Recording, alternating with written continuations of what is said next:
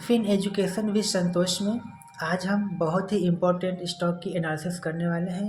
पहले तो हम उस स्टॉक की कंपनी एनालिसिस करेंगे, उसके बाद इंडस्ट्री एनालिसिस करेंगे और उसके बाद एक व्यू बनाएंगे कि आगे इस स्टॉक में क्या क्या पॉसिबिलिटीज़ हैं। ठीक है, इस कंपनी की ग्रोथ अपॉर्चुनिटी क्या है और आगे कंपनी कैसा परफॉर्म कर सकती है। राइट, तो चलिए अपना वीडियो स्टार्ट करते हैं। तो देखिए, सबसे पहले कंपनी अभी एक स्मॉल कैप कंपनी है जो दिसंबर 2024 में लिस्ट हुई है। ठीक है, दिसंबर 2024 में लिस्ट हुई है और अब तक यह लगभग 44% का करेक्शन दे चुकी है। मतलब जब से कंपनी लिस्ट हुई है इसका प्राइस ऊपर गया ही नहीं है। ठीक है, यदि आप मंथली कैंडल देखेंगे तो प्राइस इसका कभी ऊपर गया ही नहीं है।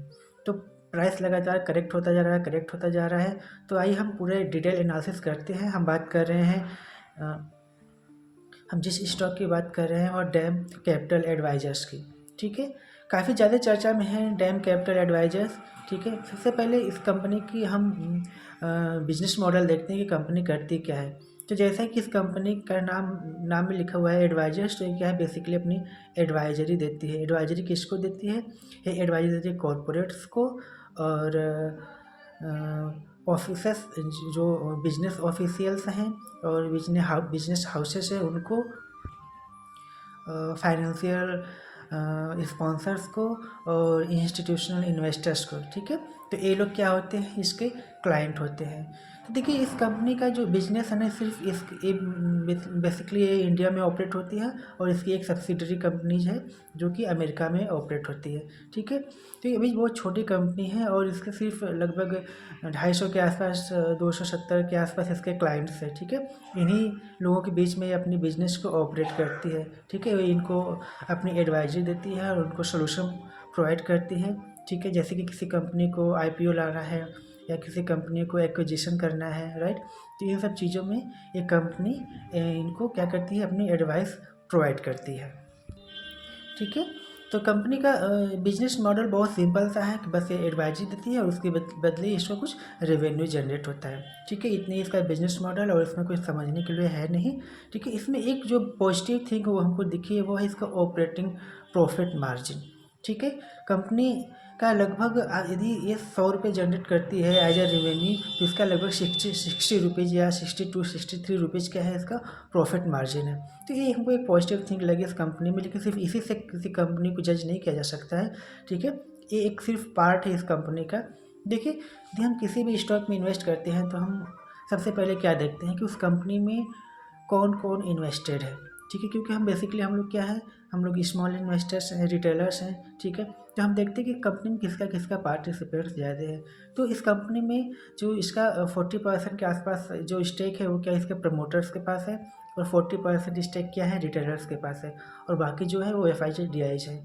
तो देखिए, यदि किसी भी कंपनी में ना, यदि मेरा मानना है कि 50% से कम स्टेक यदि किसी प्रमोटर्स का है तो थोड़ा मेरे लिए एक नेगेटिव हो जाता है। राइट, क्योंकि कम से कम 50% से अधिक 51 या 55, जितना अधिक रहे 50 के ऊपर उतना ही हम क्या करते हैं, कंपनी सेफ मानी जाती है। ठीक, राइट। तो देखिए, यदि आपका स्टेक सिर्फ 40% है, जिसका मतलब क्या है कि आपने 60% शेयर क्या किए हैं, डायलूट किए हुए हैं, अपना मालिकाना हक आपने बेचे हुए हैं। ठीक है, तो कल को यदि कोई आएगा और 60% लोग बोलेंगे नहीं आज हम मालिक हो गए, तो कंपनी का प्रमोटर्स क्या करेगा? तो मेरा मानना है कम से कम 50% तो होना चाहिए। और वैसे भी इस कंपनी में आप देखें तो म्यूचुअल फंड्स या जो बड़े भी इन्वेस्टर्स हैं ना, जैसे कोई बड़ा प्लेयर्स इसमें इन्वेस्टेड नहीं है। ठीक है, जो कोई बहुत बड़ी इन्वेस्टिंग कंपनी है म्यूचुअल फंड, वो लोग ज़्यादा एग्रेसिव इसमें इन्वेस्टेड नहीं है।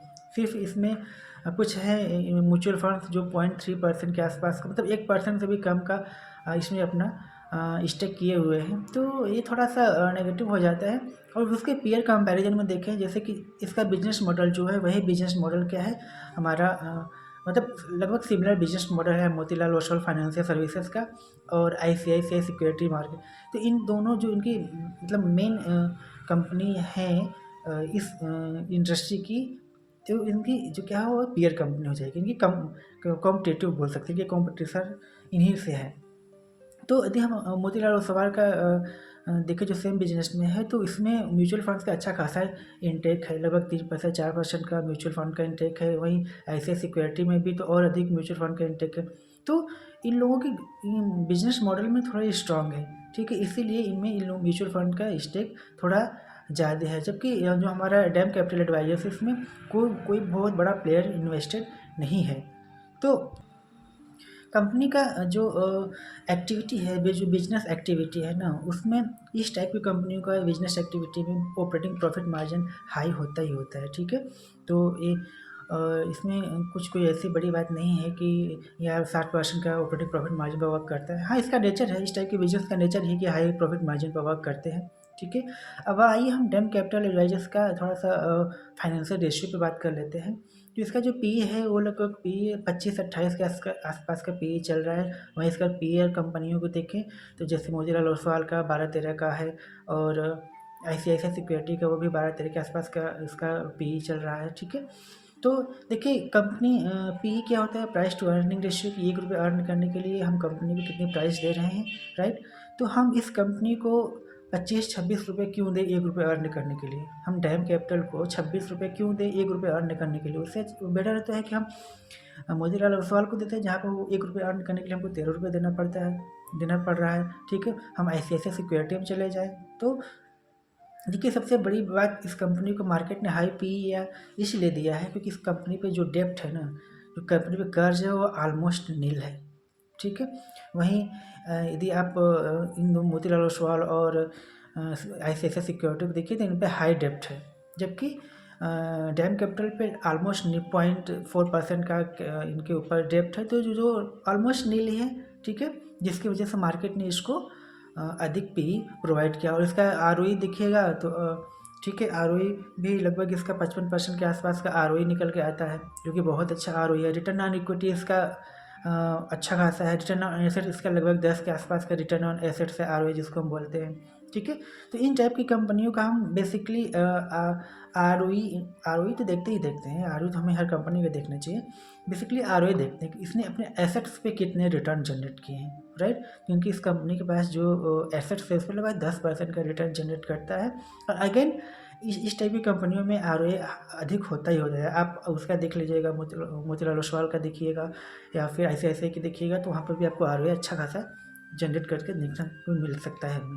तो ठीक है, अगेन लेकिन कंपैरेटिवली डैम कैपिटल का ROE बेटर है comparatively to ICICI and Motilal Oswal, ठीक है। तो यहाँ से एक पॉजिटिव हमको मिलता है, ठीक है। और जो मेन चीज़ हमें नज़र आई है कि इसका जो डेप्ट है वो ऑलमोस्ट डेप्ट फ्री कंट्री है। देखिए सॉरी, कंपनी है, हम सेम कंट्री, ठीक है। तो देखिए कंपनी पे जो इसका एक पॉजिटिव थिंक है, कहीं न कहीं ये इसका एक ड्रॉ डाउन भी है कि कंपनी के पास पहली बात तो डेप्ट नहीं है। तो कंपनी के पास डेप्ट नहीं है, इसका पॉजिटिव थिंग इसका ड्रॉ डाउन है कि कंपनी के पास डेप्ट क्यों नहीं है, राइट। यदि आप मोतीलाल ओसवाल को देखें तो अच्छा खासा डेप्ट में है, और ICICI को देखें तो सिक्योरिटी को देखें तो अच्छा खासा डेप्ट में है, लेकिन इस कंपनी के पास डेप्ट क्यों नहीं है। यहीं से इसका ड्रॉ डाउन शुरू होता है, और यहीं से इसका शुरू होता है कि इसके प्राइस में रिकवरी कैसे आएगी, या अभी तक प्राइस इसका करेक्शन में मोड में क्यों चल रहा है। इस कंपनी का एक ड्रॉ डाउन देखिए ये है, जो कि एक इम्पोर्टेंट ड्रॉ डाउन है कि कंपनी में का जो अपना शेयर डाइल्यूट किया हुआ 60% के आसपास ना, सिर्फ 40% अपने पास रखा हुआ है। यहीं से इसको मार्केट इसको पॉजिटिव में नहीं ले पा रहा है, राइट। तो अब देखते हैं कि कंपनी क्या आगे परफॉर्मेंस कैसा होता है। लेकिन यदि कंपनी के पास स्टेक होल्डर थोड़ा 60% के आसपास होता है ना, तो कंपनी बहुत ही अच्छी कंपनी होती, ठीक है।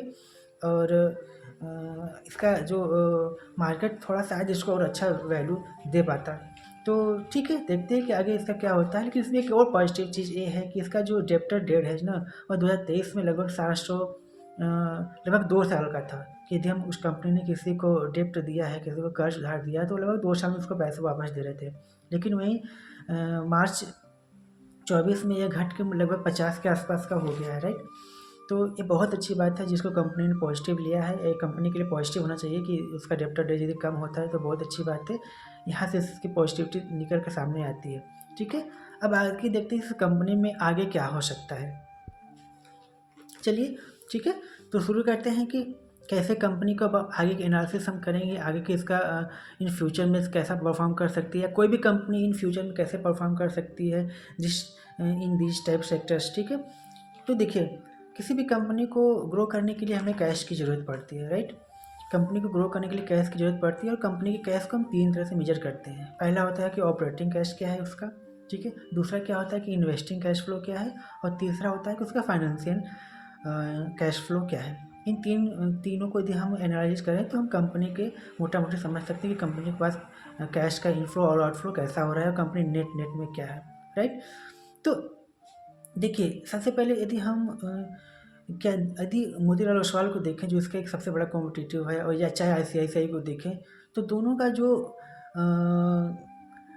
ऑपरेटिंग कैश फ्लो है ना वो नेगेटिव है। तो जाहिर सी बात है, क्यों नेगेटिव है? क्योंकि आपके पास जो कैश फ्लो है, आप उसी आपके पास जो कैश है आप उसी पे एसेट रिटर्न जनरेट करिएगा।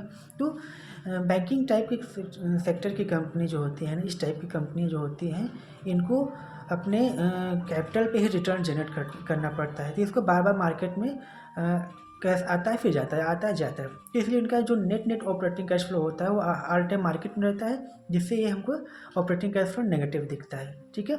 तो बैंकिंग सेक्टर की जितनी भी कंपनी आप देखेंगे, ठीक है, तो वो क्या होंगी, उनका ऑपरेटिंग कैश फ्लो क्या होता है, वो नेगेटिव ही होता है, ठीक है। ऑपरेटिंग कैश फ्लो क्या होता है कि जो मेरा कोर बिजनेस है उससे हम मेरे पास कैश कितना आता है, वही मेरा क्या होता है, ऑपरेटिंग होता है। Core business in the sense कि हम जो मेन बिजनेस कर रहे हैं, जैसे मान लीजिए यदि हम मेरा किसी चीज़, मान लीजिए हम कोई कोल्ड ड्रिंक बनाते हैं ना, तो कोल्ड ड्रिंक के बिजनेस से मेरे पास कितना कैश आ रहा है, कोल्ड ड्रिंक बेच के मेरे पास कितना कैश आ रहा है, ये मेरा कोर बिजनेस हो गया, ठीक है। इसको हम क्या बोलेंगे, इसको ऑपरेटिंग कैश बोलते हैं, ठीक है। तो इस टाइप की कंपनियों की जो होती हैं, जो एडवाइजरी फर्म्स होती हैं या बैंकिंग सेक्टर की कंपनी होती हैं, ये सब में कैश फ्लो क्या होता है, इनका नेगेटिव ही होता है, तो कोई बड़ी बात नहीं है, ठीक है। अब दूसरा आता है कि cash flow from investing. Investing होता है कि मान लीजिए आपने धंधा किया, आपके पास बहुत अच्छे अधिक पैसे आ गए, आपने उसको कहीं इन्वेस्ट किया, अब वहाँ से आपको रिटर्न जनरेट मिल रहा है, तो ये क्या हो गया, इसका इन्वेस्टिंग हो गया। तो यहाँ पे जो ये हमारा डैम कैपिटल्स है ना, ये बहुत इसकी जो कैश इनफ्लो है बहुत ज़्यादा कहाँ से आ रही है, इन्वेस्टिंग से आ रही है। मतलब इनके पास जो उनके बिजनेस से कैश आया, इन्होंने इसको इन्वेस्ट किया और उससे अच्छा खासा रिटर्न जनरेट कर पा रहे हैं, ठीक है। तो आप मोतीलाल ओसवाल को देखिएगा, या फिर आप शायद मोतीलाल ओसवाल में तो हमको लगता है नेगेटिव होगा, I am not pretty sure, आप लोग एक बार चेक कर सकते हैं। मोतीलाल का शायद इन्वेस्टिंग से नेगेटिव है और आईसीआईसीआई का पॉजिटिव है, ठीक है। एक बार आप लोग चेक कर लीजिएगा। मतलब बेटर है हमारा क्या, हम ये बताना चाहते हैं कि डैम कैपिटल का जो इन्वेस्टिंग से कैश फ्लो है वो पॉजिटिव है comparatively, and better than into these companies, right. अब मेन और इम्पोर्टेंट वो आता है फाइनेंसिंग कैश फ्लो, ठीक है। इस टाइप की कंपनी को क्या करना, क्या फाइनेंस करना चाहिए, क्या फाइनेंस नहीं करना चाहिए। जैसे हमने अभी थोड़ी देर पहले ही बताया था कि कंपनी के पास डेप्ट नहीं है, तो ये एक पॉजिटिव थिंग कि कंपनी के पास डेप्ट नहीं है। लेकिन कंपनी के पास डेप्ट क्यों नहीं है, ये इसका एक ड्रॉ डाउन है।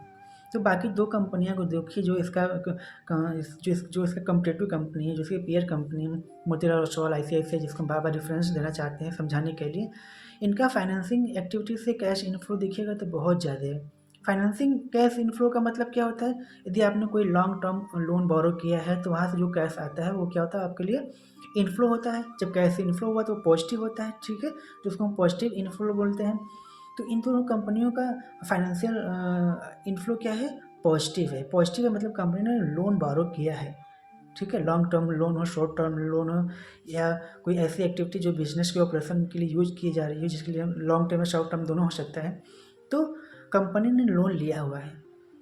आईसीआईसीआई और मोतीलाल ओसवाल ने, क्यों, क्योंकि इनको अपने बिजनेस को ग्रो करना है, ठीक है। बिजनेस को ग्रो करने के कैश की ज़रूरत पड़ती है, जिसके ग्रो करने के लिए ये अपना ये फाइनेंशियल इनफ्लो को मैनेज करके चलते हैं। लेकिन वहीं जो डैम कैपिटल है इसका फाइनेंशियल देखिएगा तो वो क्या है, और नेगेटिव में चल रहा है। नेगेटिव इन द सेंस मतलब इसने कोई लोन वोन नहीं लिया है, ठीक है।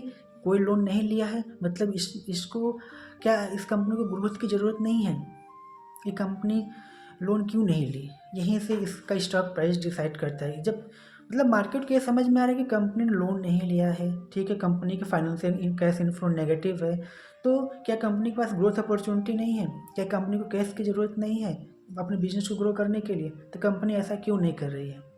तो मेरा मानना है कि जब तक कि इसका जो कैश फाइनेंशियल कैश इनफ्लो है जब तक ये पॉजिटिव नहीं आएगा, ठीक है, कंपनी अपने बिजनेस को ग्रो नहीं करना चाहेगी, तब तक इस कंपनी में कोई फर्दर ग्रोथ की शायद पॉसिबिलिटीज ना हो और मार्केट इसको पॉजिटिव में ना ले।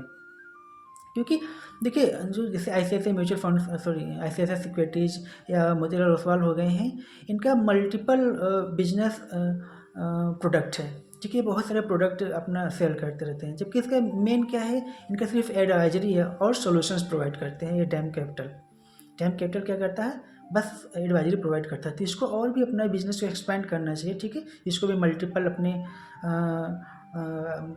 क्या बोलते हैं प्रोडक्ट बेचने पड़ने प्रोडक्ट बनाना चाहिए, जिसकी वजह से ही इसका बिजनेस आगे ग्रो करेगा और उसके प्राइस एक रिकवरी हो सकती है पॉसिबल हो, ठीक है।